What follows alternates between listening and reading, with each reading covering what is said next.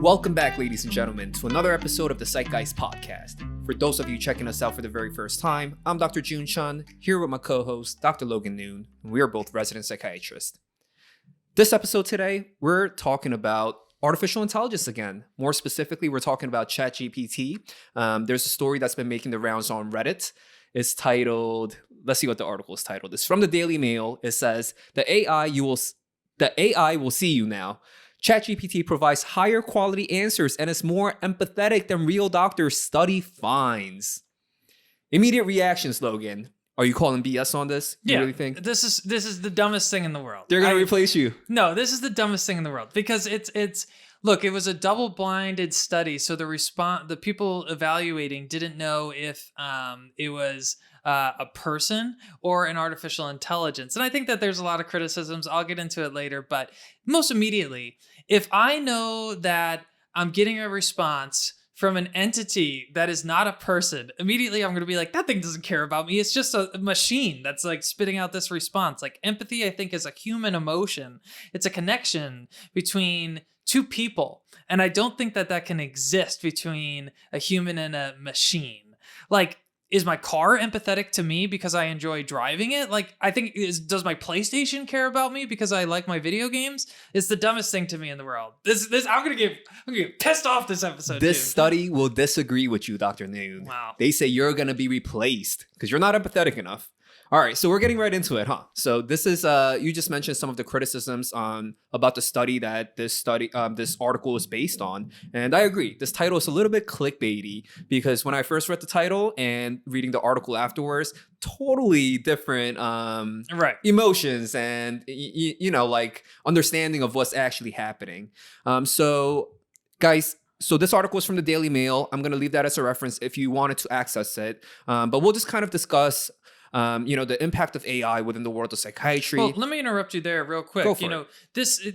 You are referencing the Daily Mail, and that's like a media outlet coverage of this. But this is a legitimate study produced from the University of California, San Diego. That's right. This was also actually published in the JAMA Internal Medicine on April 28th, 2023. So this is just not necessarily like Daily Mail media fluff. Like this is actually supposedly a legitimate scientific study from a well-established big name school. I haven't seen the JAMA publication. Did they just publish the study or did they add like an editorial piece to it?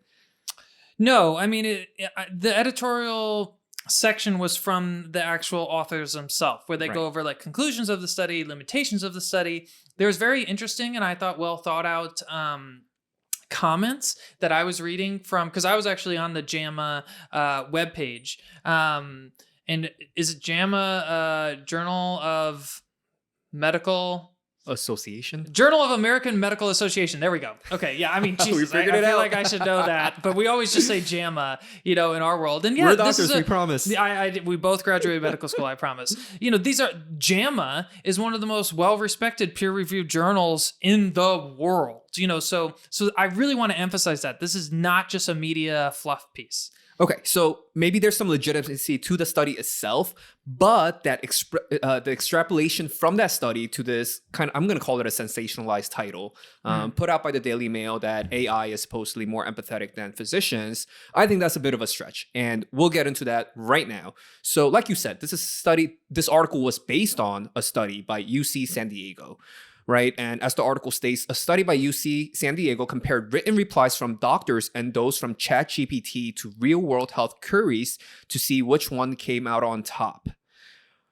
Okay, so basically the main issue that I see immediately was that the responses that was generated by the physicians were obtained on a Reddit forum. Right. Yeah. Ask Doctor Reddit forum. Apparently that's like a really big subreddit. There's a lot of activities. Yeah, and all us doctors, outside of seeing patients, will log on to ask doctors and just answer questions, right, Joon? Right, so there's a selection bias there, it's right? The dumbest what kind of thing personality is logging onto Reddit and providing these answers? That was a sarcastic answer for clarification. Right.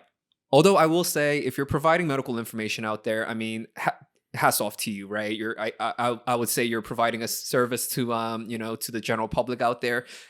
If the medical advice is scientifically found. Yeah, of course. I have some concerns about that. Yeah. But, go So on. so basically, what I'm trying to say is like I feel like the study is unfair to those doctors because these were the answers from these doctors weren't like the doctors didn't know ahead of time that that their answers were going to be used in a comparison with AI and judged on how empathetic the quality of their answers were, but rather. Listen, think about it this way, Logan. When you're writing something on a forum, when you're talking on a public podcast like this, right? You're speaking to a general audience. You're not speaking to a specific individual most of the time. So I think on the merits of that alone, when you're talking to an individual one-on-one, you are able to empathize with that person. You're able to use language that's tailored to help that patient feel more understood and that you understand what they're going through. But when you're talking to the general public, you're giving more generalized advice, phrasing those in a more generalized way. So that empathy can get lost. So that's one major flaw of this study. ChatGPT was being asked questions that you would be asked in a one-to-one setting. ChatGPT was giving answers formulated in a way that was meant for an individual recipient versus the doctors in the study. One, they didn't realize that their answers were going to be compared to ChatGPT. And two, and more importantly, the target audience that the doctor's responses would generate towards was that of a larger group, not an individual. So in that circumstance, it does make sense that you're going to have a lower empathy rating. Right. You know, I think ChatGPT and just artificial intelligence is obviously going to provide benefits for healthcare as a whole. You know, I think of it as this is a wonderful information providing tool, but even so, we have to be extremely skeptical in the information that it provides. You know, we're in the infancy, of course, of this open AI, ChatGPT, and artificial intelligence, but there's a true concern of lying, confabulation, and the possible information that is provided here. You know, one of the big criticisms of this study is it actually accurate? It judged for quality, but it seems like more of that quality metric was based on the length of the response. The density, right, as they phrased it. Yeah, not necessarily the accuracy. That's a great point. I didn't even think about that. I mean, there's all different types of advice out there, right? But as we all know, you have to be very careful who we take advice from because not every piece of advice is going to be sound. Not every piece of advice is going to lead to positive benefits. And if AI is giving answers that are inaccurate, that's a major concern. I would almost immediately go from that to saying that it would render it completely useless. If it can't be trusted to give sound information, especially when it has to do with our health and the decisions that we make in regards to long-term goals in terms of healthcare, right? If you're getting inaccurate advice, what is really the purpose? I would say it would just add more confusion. Logan, I don't know if you saw, there was a recent article in the New York Times about a lawyer that used ChatGPT to write their affidavit. You know what I'm talking about? Yes, I heard about this. And, you know, granted, I don't know the specifics off the top of my head, but it is actually, I think it was probably on a podcast that we both listened to, Breaking Points. Breaking Points, yeah. Then I read the article. And, you know, to summarize, you know, check out Breaking Points, great podcast. We're basically trying to emulate ourselves off of that political podcast. Articles on New York Times, by the way, if you're interested. You guys can just Google it. But, you know, in short, this lawyer used artificial intelligence. I'm not sure if it was ChatGPT or not. But ChatGPT, I believe. But to reference basically case law, and the artificial intelligence referenced cases that didn't exist. It made it up. Yeah. It made it up, but it sounded legitimate. It's such a concern. So there's that danger, right? You feel like you're getting sound advice. In this medical study, it said this. So actually, when I was preparing for our previous episode, you encouraged me, hey, you should, you know, fool around with ChatGPT to try to get some information based on mindfulness for pediatrics. Just to fool around with it, just to see, you know, I do want to become well-versed in using this. I think we all should. Man, it was pissing me off, man. It said, this study said that mindfulness can help. And I'd be like, okay, great. Well, tell me more about this study. How many participants were in it? Can you tell me the limitations of the study? Oh, no. The ChatGPT is not capable of doing that. I was it's like, an AI bot or something right. like that, right? I was like, so all you're just saying is a study said this, but you can't get into any of the specifics. Like, yes, maybe in the future AI will be able to do these intricacies, but we do need to be aware and extremely skeptical of the limitations of what the current AI can do. Right. And in light of that New York Times article where AI literally made up like 4 landmark cases, it even generated like quotations that were used. And these were cases and quotations that neither the lawyer or the judge could find anywhere in the reference books. So completely made up. So that makes me wonder, like when we ask ChatGPT, like even when we're doing research for this podcast, I always feel like we need to add that second layer of questioning now. Like I need to fact check this AI bot so that I'm not spewing misinformation essentially. Right. So there is a real danger. Logan, so I also did an interesting experiment. I was asking you like some pretty complicated psychiatric pharmacology questions. Oh, okay. Yeah, I was asking you stuff like, okay, Not like, am I alone? yeah, not like that stuff. No, I was Does asking it anyone like like me? real. Yeah, I was asking it stuff like which antipsychotic has the highest risk for QTC prolongation. Okay. For those of you who are not psychiatrists, not working in mental health, that probably flew over your head. But that's exactly the point, right? That's the level of esoteric, detailed question that I asked ChatGPT. Did it get it?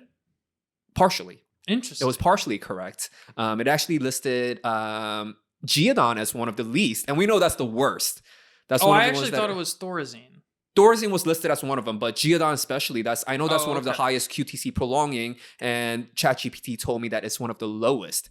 So I think it's a good reference for me to quickly refresh my memory because I know, at a point I knew this information, right? So I can quickly look at the answers it generates. And at this point in my training, I'm able to quickly say like, okay, it was that one, but that one is definitely not it. Right. So I'm able to use my, my training, my knowledge, and kind of filter out the information that ChatGPT is giving me.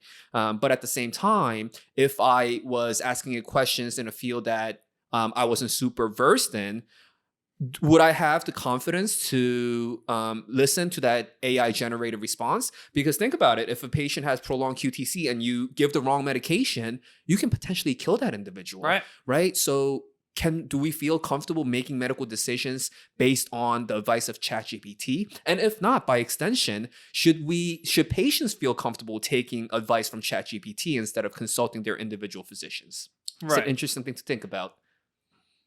So tell me more about this study. So it looked at the quality of responses, but how did it even really grade for empathy? What is your understanding of that?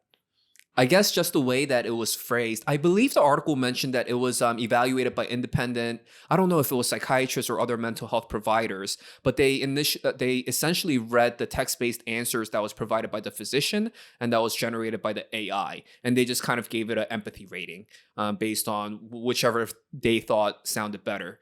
But again, I don't think that's fair because I don't think the main goal when the doctors were answering these Reddit posts was to sound empathetic. I think it was to deliver information. And the way I would talk to a patient and the way I would make an anonymous post on Reddit is completely different. Right. Yeah, like completely, 100%. Not even close. Like that is, I think, one of the biggest criticisms of this study. It's like, well, yeah, this physician, wasn't necessarily compensated for their time posting on this. Like you said earlier, they didn't know that they were going to be involved necessarily in this study. So I was actually on call last night, still a little bit tired. I had a patient in the middle of the night who was complaining of insomnia, and I was thinking about like, well, I wonder, like, what if that patient could interact with this OpenAI, this ChatGPT, in the middle of the night and say, hey, I can't sleep. Can you give me some advice on how to do that? I'm actually confident that ChatGPT would be able to outline pretty extensively good sleep hygiene techniques and other potential maybe cognitive behavioral techniques for insomnia. Like, I do think there is some utility here. Like, there has to be. But would it ever be able to provide the same level of empathy as me sitting and talking with that person? Because like you said earlier, empathy, you referenced language and, ChatGPT text messages in the middle of the night. I think that's an unfair way, to look at empathy. Empathy is tone of voice, body language, eye contact, and also just the presence of being with another person. Like, I think it's impossible to, we have cell phones recording us right now, our film. That cell phone is going to have artificial intelligence in it. So does that cell phone care for me because it's, I guess, now intelligent. Just because something's intelligent, does that mean it has feelings, emotions? It's capable of empathy? I don't think a machine is capable of empathy, and I feel extremely passionate about that. How do you feel about the statement that AI generates responses that it calculates the other person wants to hear? Yeah, right. Do you think right. there's some truth to that? I mean, absolutely. And it's like these empathetic responses that the AI is generating. It's not that it's generating on its own, it's generating a calculation of different responses that it's already seen online that it would define as empathetic versus what that person, that provider is actually trying to feel the emotions of that other person in front of them. Right. I wonder how much, if somebody is talking to ChatGPT, how much of that is in the back of their mind? You know, that knowledge that ChatGPT is essentially making these algorithmic calculations to try to spit out an answer that you know the algorithm calculated that you wanted to hear from it, versus talking to another human being where, you know, albeit we as psychiatrists, mental health care providers are also trained to a certain degree to work with the patient in terms of formulating our responses, making sure the responses in our line of questioning is delivered in an empathetic and non-confrontational manner. But talking to a real human being, you know that that's another human being with their own emotions, their own impulses, their own thoughts, biases. And if you're able to elicit a level of empathetic response from a real person, psychologically, wouldn't that have some sort of effect versus getting it from a machine? Right, absolutely. You know, and so I think like us scientists assume that randomized, double controlled, and by that it means like blinded. So like the evaluators didn't know if the response was from an actual person if it was from an AI. We always assume that that's the best approach. And in this situation, I would almost argue, well, I almost think, what if this wasn't blinded? What if the evaluator or that person, what if it was actually talking to a real patient, knew like, okay, well, this response is from artificial intelligence. This response is from an actual person that spent some time and read about your case and thought through things. Which one do you prefer? And like, I think there are some fair extrapolations that we can make from this study. So wait, you doing that study, by the way, Logan? I think that's a great, some great ideas. Pay me. I'd be curious to see what the results are. Maybe. Is there a real difference in the perception of how empathetic AI versus a person is? If they, for example, one, we just gave them a phone and they had to text, and in another circumstance, somebody actually came down in person, maybe even like tapped them on the shoulder, gave them a little bit of reassurance, did an interview, and you had that human interaction. How big would the, we're in healthcare, right? We know that health, satisfaction metrics are huge, right? Patient satisfaction, right? How much of an impact would that have? And furthermore, Logan, I think there's a bigger question of what really is empathy? Is empathy just spitting out answers or questions that you feel like the other person wants to hear? Is empathy being taking the path of least resistance and giving answers that are not going to provoke the person, that are going to placate the other person? Is that really what empathy is? I'd argue that sometimes it is, but as human beings, we know that there's an element of emotional intelligence, and sometimes as psychiatrists and as human beings, I'm a brother, I'm a son, I'm a husband, I'm a friend to you, your co-host. You're a brother to me, Jun. Exactly. We all have these relationships, that cause conflicts, and nobody's perfect in this world, right? Because there are times, and I say that because there's times where I need you, Logan, to call me out on my bullshit. I need you to tell me that, no, you're feeling this way, but you need to take a hard look in the mirror and you need to straighten yourself out. Sometimes we all need to hear that message. And is that a message that ChatGPT, holding the esteem of empathy so highly, is that a conversation that ChatGPT can have with an individual? And if so, does ChatGPT have the emotional intelligence to recognize when the best time and what the best phrasing and the techniques that you need to use to make that kind of confrontation for an individual? Because as you know, there's certain interviews, you ask a certain questions at the wrong time, the patient completely shuts down. You phrase that question the wrong way, you're not hearing any other response from the patient. Right. And I so kind of pulling out from this study, one thing I thought that was kind of interesting is so the mean physician responses were significantly shorter than chatbot responses. 52 words versus was on average versus 211 words on average for the chatbot.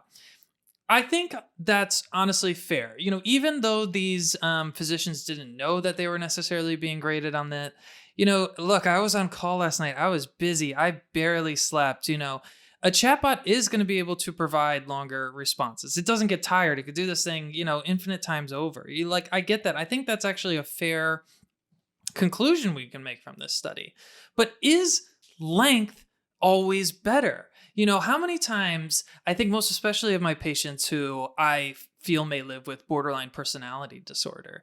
It's a very complicated condition. I've given them, we have these whole booklets that we use, right, on explaining borderline personality disorder. I hand this to the patient, and not all the time, but frequently I kind of get this look of, get fucked. And I do think that there is some power, there is some utility in being concise and getting to the point. Tell me, okay, so in short, what does borderline personality disorder mean? In short, what does it mean to live with schizophrenia? Why should I take this medicine? And I think that is what we hold right now as really true superiors, as being physicians, is we can be concise. We can get to the point, because I don't always think longer equals better. I'm going to push back a little bit, because I do think that at times, maybe a lot of times, there is room for maybe a more verbose answer. And I say that because I think just a lot of people, the way they interact with the healthcare system, look, a lot of Americans are feeling frustrated with the American healthcare system. That's no secret. And I think a lot of the complaint is that as time goes on, they feel like they have less and less time to meet with their doctors face to face, right? It's difficult to even see a doctor these days, right? The wait times are ridiculous. And it's really an unfortunate circumstance that we're in. But comparing this to the model of AI, sometimes I think people want you as the physician to just sit down with them and look, Logan, there's been situations where I just droned on for 10 minutes, just talking about the esoteric mechanisms of schizophrenia, the mechanisms behind, a second generation antipsychotic versus a first generation antipsychotic. And I know most likely that everything that I'm saying is flying over that person's head. Right. But sometimes I believe that just by me sitting down and me willing to spend that time, to commit that time, and me willing to provide that explanation, even if they don't understand any of it, just by the act of me being there physically, and showing that patient that commitment, they feel a lot better. So maybe that's a little bit of the placebo effect. But I definitely agree that AI, in terms of providing long answers, is definitely much better, because it doesn't get tired for that one simple reason. But what I will say is that listen, I'm not gonna reread the article, because it's actually a pretty long response that was generated by the AI bot. If you guys are interested, please check out the article that we're referencing from the Daily Mail. But it kind of almost sounded like a brochure to me, like a medical pamphlet, just the way it was written, how verbose and lengthy it was. Right. I don't know. I don't think, as a physician, I would ever talk to a patient in that regard. It sounded more of like an ad to me than anything else. Right. And, playing off of that, there was this criticism that was, it was a comment I was on the JAMA website reading this. I'm going to butcher this name. I'm sorry. Famor Mastriani. He's a medical doctor. I'm quite frankly not sure from where. Let me see if I can actually find. He's from, he doesn't list where he's from. But he's talking about conflicts of interest. And I think that there are some real legitimate concerns of conflicts of interest here. So let me read you what he said. Hold on. Can I try to take a guess? Yes. Does it have anything to do with like hospital administration? No. No? All right. And so he said, I think it's a he. I don't know. Finor? The doctor? Yeah, whatever. Yeah. This person. Some of the people who rated the responses are authors with financial conflicts of interest related to artificial intelligence or chatbot technology. They may be more likely to be able to recognize the kinds of responses produced by chatbots due to their work in the field. Moreover, they may stand to gain financially if the computer responses were found to be better. That's interesting. Okay, so all studies have their flaws, right? There's Right. no single study that's perfect, that's above criticism. So let's start off there. If okay, so if these were parties where they had financial incentive to make this AI bot look as good as possible, I don't know. I feel like they did a poor job because the way the study is designed, it's just I feel like it's garbage. Like, Right. how are we really evaluating, extrapolating a post on Reddit that Yeah. wasn't even vetted, prior to that post being generated, that it was going Well, to they be were verified physicians. I don't know exactly how that but verification works, but in the sense that they weren't vetted, as in like the physicians didn't know that their responses were going to be evaluated right. for empathy, right? So basically, what I'm trying to say is ChatGPT may have looked more empathetic in this study because the doctors weren't trying. Right. Yeah, and I would agree with that because I'll go toe to toe with ChatGPT all fucking day long, and I think I would win. Let's go, Logan. I love And to see that fight in you. it's. I mean, look, I've said this on other podcasts. I think that the intricacies of pharmacology is something that sure it is going to. I would say it's. How could it not almost have a better memory, perhaps, than a human being? Our neurons, where I'm 34 years old, they're slowly dying. It is what it is. But my emotional intelligence, I think, is absolutely superior to ChatGPT. And I think it's always going to be because ChatGPT is trying to emulate what a human responds in an emotional way. And like I was saying earlier, if a human is knowing, even if, I know that this was just text messages, but let's imagine that this was a more advanced version of ChatGPT.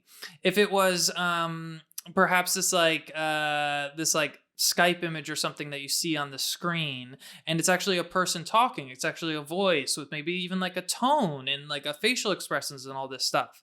But if you knew that wasn't a real person, versus talking to a real person, I think we should talk about kind of the social isolation component of mental illness and how that can really be a component of really all mental illness in some capacity. Is that going to alleviate social isolation? Is that really talking to a chatbot? Is that really going to make that person feel more comforted?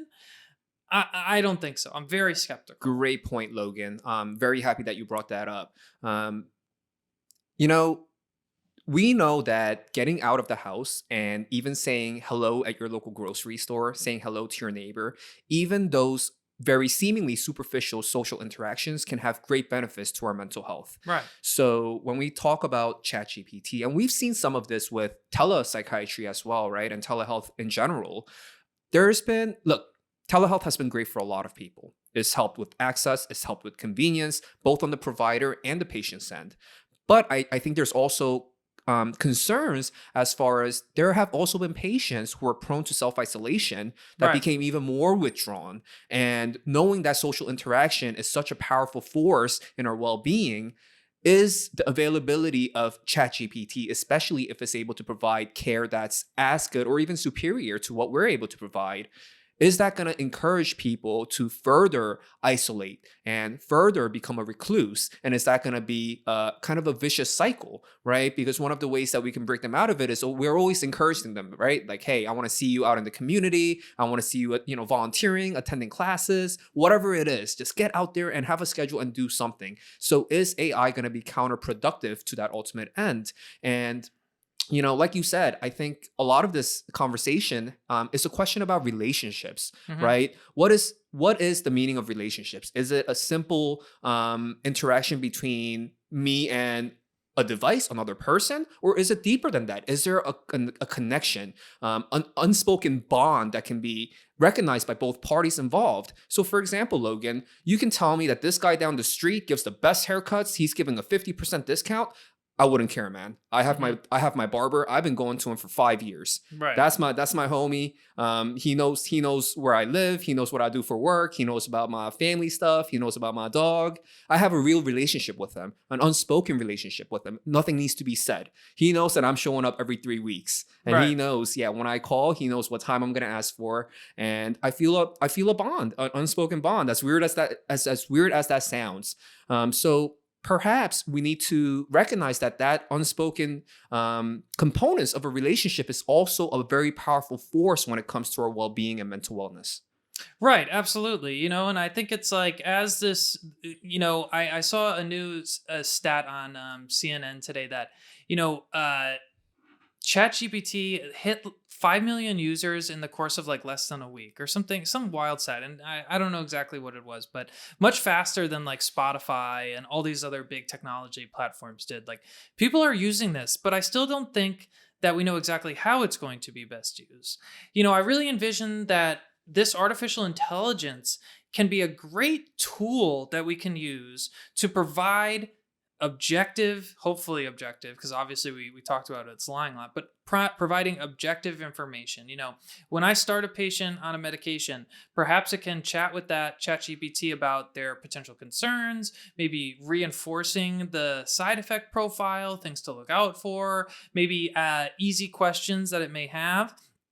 But let's imagine the extreme of this. And you kind of touched on this and maybe wanted to do a different episode on it, but maybe we can just briefly bring it up now. Let's imagine that there's a person that becomes so socially isolated that they don't like talking to any real human beings, and they only like talking to artificial intelligence entities, whatever that may be. That's a disorder. It doesn't exist yet, but that's a disorder in itself. Maybe we call that something different now, maybe like video game addiction, because maybe that's kind of a weird version of artificial intelligence that we're interacting with, but that's a pathology, and that's a pathology that I'm concerned about. I was just going to comment that that literally sounds like you're living in a simulation. Right. Right. What is the meaning of life anymore, right? Is it just for pleasures and pleasantries and whatever kind of concoction that we can manually make up? Or is it the real experience of, even the unpleasant things in life, right? Is life about, getting into argument with your friends, learning from those endeavors, trying something hard, failing, falling down 8 times and getting back up on the ninth? Is that what it's about? Or is it just about easiness? Is it just about comfort? Because AI will certainly provide that, right? Everything could be generated towards your own liking, towards your own proclivities. And real life isn't like that. So I guess that's more of a philosophical question. Will more individuals start to opt for, an AI generated reality versus the harsh realities of everyday life? It's an interesting question. And we know that ChatGPT is in its infancy right now. And already, I'll admit, it's pretty damn impressive what it can Right. do. Absolutely. Yeah. It's a great resource. And I know one day, I don't know how soon it's going to be, but I can reasonably assume that one day it's going to get to the point where it's able to provide much more accurate medical advice. Those questions, the pharmacology questions that I asked it, that I referenced a little bit earlier, there's no doubt in my mind that one day it's going to give the correct answers. So, this technology is just developing. So how far will it progress? And the ultimate question is, can it actually replace human beings? Can it replace me and you? Can it replace the value that we bring to our patients?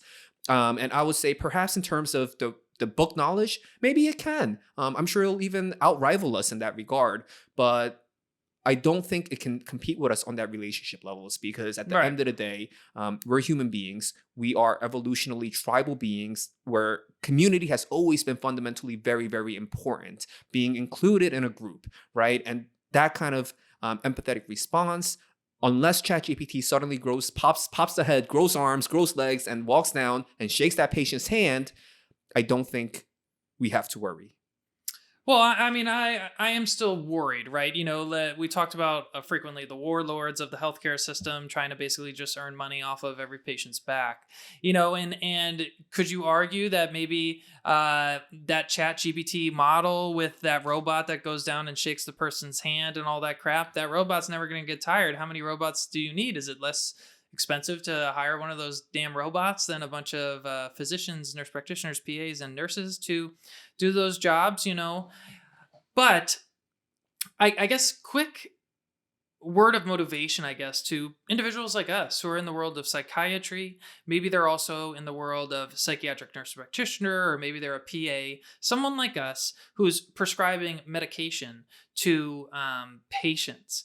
I think ChatGPT, in a sense, should actually scare us a little bit when it comes to pharmacology. Like I said earlier, I would probably put money on that it remembers some of the intricacies better than I do with pharmacology. So I hope this motivates individuals like me and you to go back to kind of old school psychiatry, lean into the psychotherapy aspect of it, that human connection, the talk therapy, the empathy, like we've been talking about this whole episode, because those are the components that I think do not scare me as much. But, we do need to improve, I feel like, because there's a lot of physicians, psychiatrists, people out there who do just want to manage the meds. Maybe they don't even enjoy talking to their patients anymore.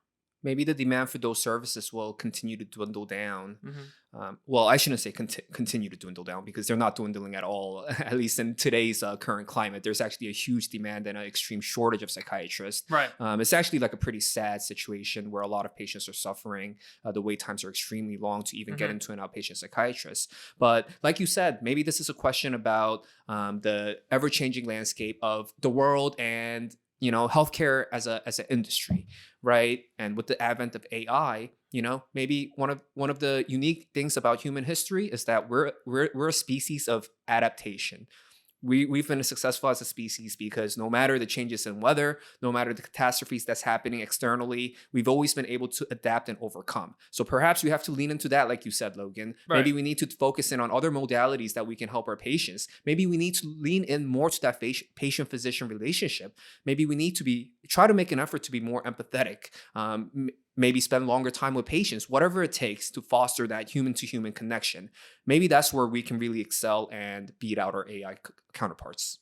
That's actually one thing that I am hopeful for. Is I wonder, I think a lot about, when I was, when I first made the decision to abandon my insurance career, I didn't really like that career, but guess what? It was a lot more comfortable in some ways. I showed up from 9 to 5. There was very rarely any weekends. There was very rarely any nights. No weekends, no nights. What is this fantasy world? Certainly no 24-hour call. No 24. And my favorite part of the job is when I was finished, I did not think about it ever. Not even close. Like not even for a moment, to be honest. I have all those opposite problems now. Being in healthcare, I think one of the most challenging things is that I can't stop thinking about it frequently. But what I hope so going back to what I was saying, I wasn't sure if I wanted to pursue the world of therapy, nursing, or psychiatry, what we're doing now. And look, even sitting here as a physician, there's some times where I think about like, wow, did I make the right decision? Because one of the things that I don't like about the position we're in now is, like you're saying, how there's not enough psychiatrists. So therefore, there's so many patients, so you only have X amount of time with each patient. That's something I don't like. I really enjoy spending, a full hour on an intake with a patient and getting to know them. And I wish every one of my encounters could be that long. That's just not the reality of the situation. Maybe ChatGPT can aid healthcare and give those patients the time they deserve with their healthcare providers. I like that.